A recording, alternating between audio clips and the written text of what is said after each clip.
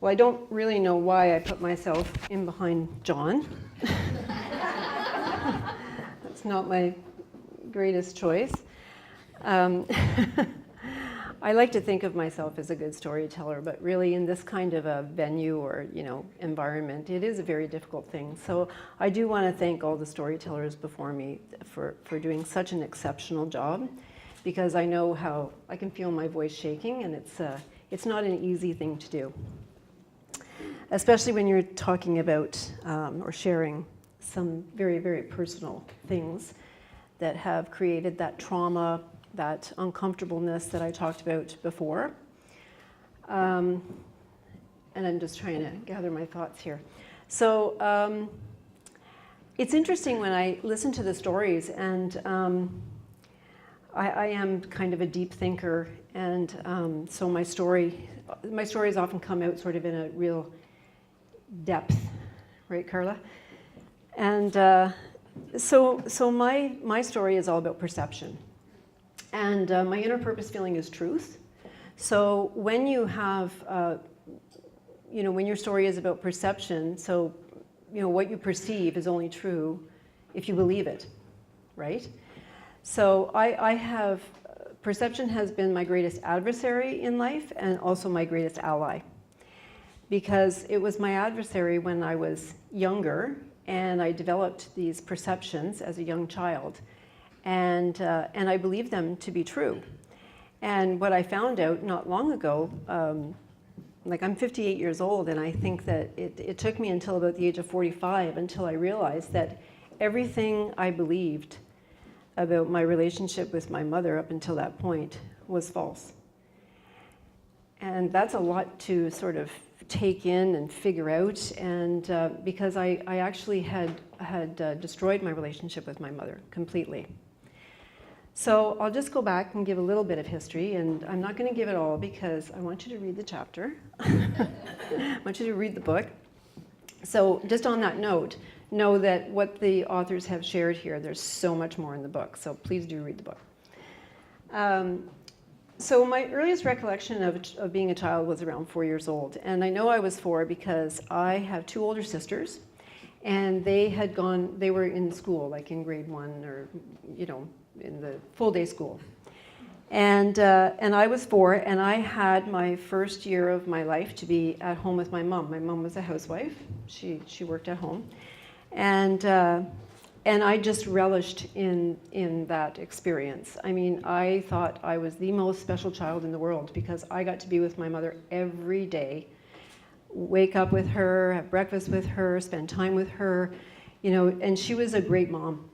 She played dolls with me, she baked with me, she nurtured and supported me to be really creative because I am a creative person. I work from that side of my brain most of the time. So, I had to really learn as I got older to use the other side of my brain so that I could balance everything out because I'm such a feeling person. And she saw that in me. So, we didn't have a lot of money when I was young. They were immigrants from Holland, and, it's the whole story about coming over on the boat with the $50 and the baby.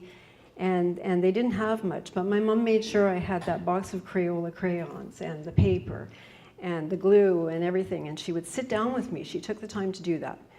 And she was an Avon lady. Anyone remember the Avon lady? So she was the Avon lady, and she had the kit with all those lipsticks in it, all the different colors. And she let me sit at the table and ruin every sample of lipstick because I loved them, all the colors. So she adored me and I adored her. And there were, every morning, my father was a shift worker at a factory, and on the night shift when he was coming home later, I would wake up at dawn and I would tiptoe into my mom's room and I would get into bed with her. And I would feel her hand come across the bed sheets, and she would take my hand and hold my hand, and I would pretend to be sleeping. And that feeling of her, that connection, it was just pure love. And I remember just thinking that I was like better than my sisters because I got to experience this and have her all to myself. Well, then it was time for me to go to the big girl school. and I didn't want to go. And she made me go. And I was really angry with her. I'd never been angry with my mother before, even though I was very young, but I'd never experienced that kind of anger because she doted on me and she let me do whatever I wanted to do. And now all of a sudden she was making me go to the school and away from her, and I don't know why I didn't think that was going to happen because my sisters went, but anyways, I had to go.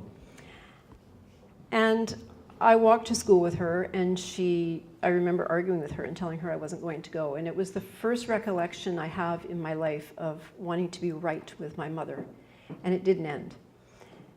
And what developed over the years was that we had this push-pull relationship where I wanted to be right, and she wanted to be right.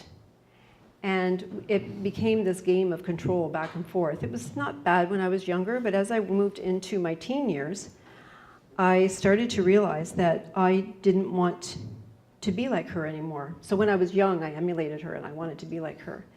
And then I realized that I didn't want to be like her anymore. I didn't even like people saying to me, you know, you're so much like your mother, you look like your mother. I remember when my daughter, Olivia here, when she was growing up, and people, it's amazing how things come back to you, right? Because we'd be walking along and someone would say, well, you look so much like your mother. Danielle just said that today. Your daughter looks so much like you. And I remember when people would say that, and I would just shudder because I didn't want to damage my child. Because I had that thinking, that perception that, you know, I didn't want to be like my mother anymore, so surely to God, Olivia wouldn't want to look like me or be like me. And maybe that's true, I don't know. Anyways, so as time went on, my perception of my mother changed, and it confused me because she was someone who I loved so much and wanted to be like and wanted to be with so much, and all of a sudden I started to shift. So I was in my teenage years, and I remember just almost repelling her, and I was mean to her.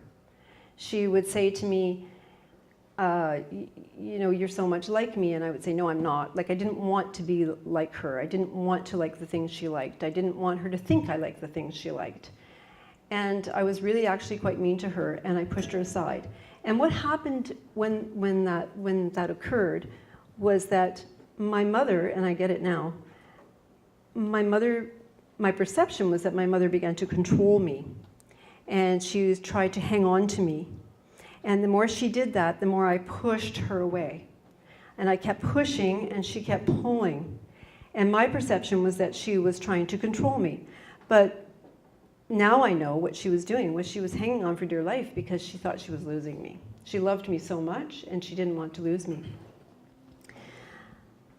Then I met my husband, Hank, and he recognized what was happening with me, and he supported me because he realized that I was trying to autonomize, and I was growing into my adulthood and my own self, and that I needed to be different, and I was actually kind of using my mother as a way to distinguish myself, you know, individualize myself in the world and be my own self.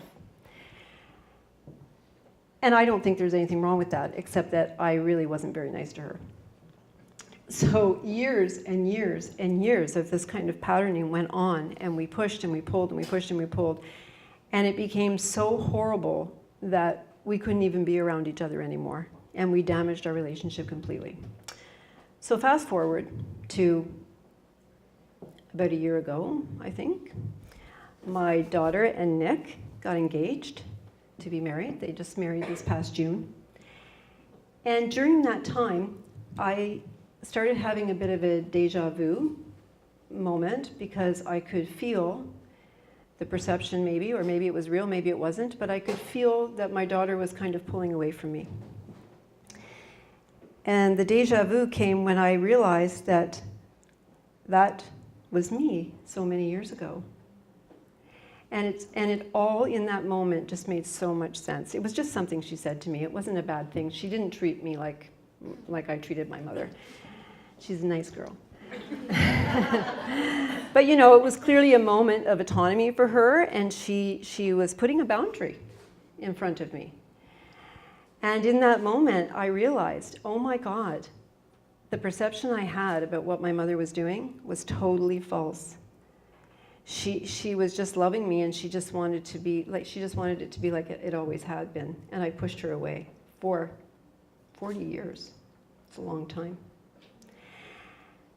So thank you for that, because you gave me that ooh-hoo, ha-ha moment. And what happened after that is that I reconciled with my mother. And we had that difficult conversation that I spoke about earlier in my talk. We talked about all the uncomfortableness and all the horrible things that I owned everything that I had done, and without any expectation of her owning any of it at all either. She's 88 years old now.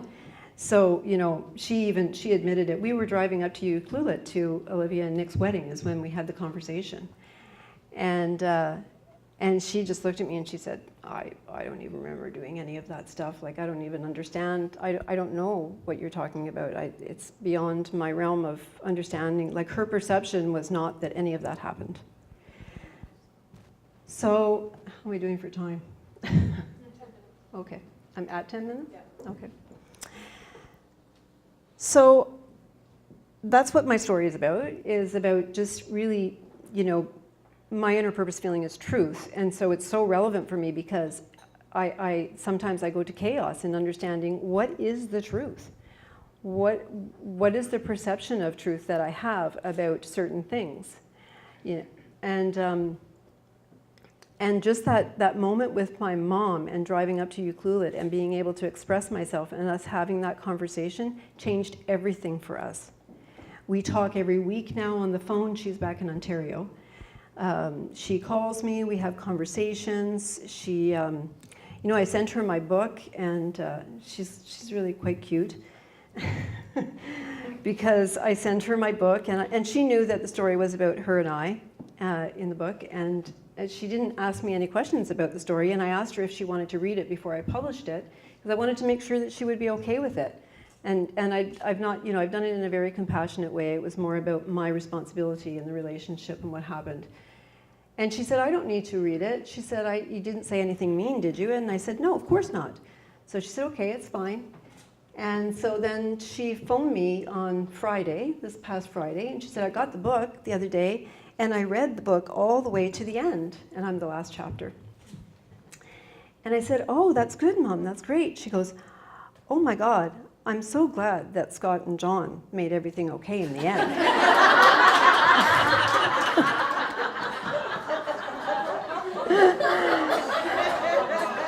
She said, I'm just so very happy. And I said, oh, well, that's good.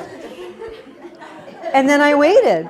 And she said, okay, well, we're off to your sister's for Thanksgiving, so we'll talk again next week. And I said, okay. And I hung up the phone, and then I sat there for a moment, and I thought, okay, well, what's my perception about that? So what was she thinking, and what is she, like, is she upset? Is she okay? Is she... And I thought, okay, just stop the chaos in your brain. I don't need to go there now. It's okay. She wasn't angry with me. She was just, you know, expressing how she really felt. Maybe she's fearful of, you know, the reality of that story. And, you know, we talked about it at lunch today, and Joy said, what did you say? About her being proud of me? Yeah, I think it's really hard when we haven't faced our own part of the story to then be able to share how proud we are of someone when we can't relate to our piece of it. So right. I think she was doing her best. Yes, really she was. She was, totally. Yes. Yeah. So whether I'm at my time or not, I don't want to share any more of that story because I feel like you can read it, and there's a lot more to it. It's I can get pretty deep, so it's got more depth to it, but it is all about perception and just really, you know, recognizing and taking the time to determine what's real and what's not real, because we tend to react to things that possibly aren't true. So where am I now with that? Well, I have such a sense of calm about knowing the truth about my relationship with my mom. I try not to go to regret that I created that, because I really don't think that from my heart I did that intentionally. It was just sort of a mode of emotional survival at the time. and wanting to be who I am. And so here I am, an authenticity coach, and so how, how perfect is that? Just being who I am. And I've never been afraid of doing that either. I'm an advocate for just, being who you are, speaking your truth, but using emotional and social intelligence so that you're always aware of how what you say and what you do affects the people around you as well. It's very important. So thank you so much for coming tonight. I'm going to pass it back to Scott, and he will do his thing. But Interpretive dance. yeah, it's interpretive dance.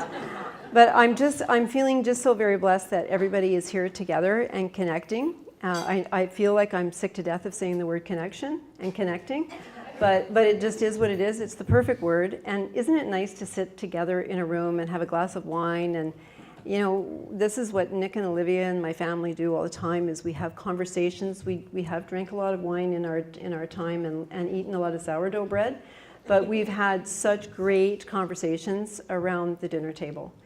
And I feel like we just need to keep doing that. I know everybody gets tired and it's a long night, so I really, really, really appreciate you all coming out here and sharing this book and sharing each other. Thank you.